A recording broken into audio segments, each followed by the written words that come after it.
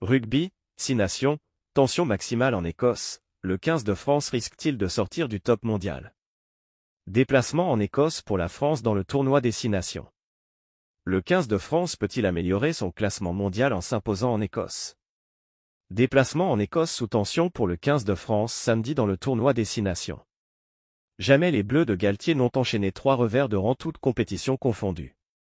Il serait de bon ton pour le moral des troupes et celui des supporters que les tricolores s'imposent à Murrayfield après les revers face aux Springboks puis l'Irlande.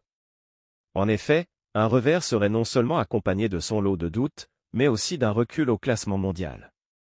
C'est peut-être un détail pour certains, mais pour le sélectionneur ça veut dire beaucoup.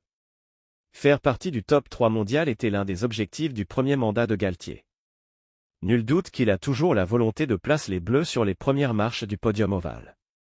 Sans oublier que le classement mondial aura un impact sur le tirage au sort des poules de la prochaine Coupe du Monde.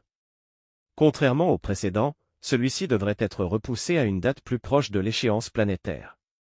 Ce qui permettra d'avoir des groupes plus représentatifs de l'échiquier mondial lors de la compétition. Contrairement à ce qui s'est passé en 2023 en raison d'un tirage effectué en 2020 qui a entraîné un certain déséquilibre au sein des poules. Avec certains quarts de finale dignes du dernier carré.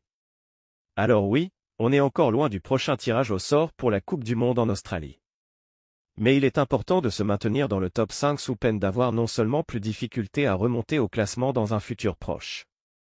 Avec le risque d'hériter d'une poule très relevée en 2027. Pour en revenir à nos Bleus, ils ne peuvent grimper au-dessus de la 4e place ce week-end, même avec une large victoire contre l'Écosse.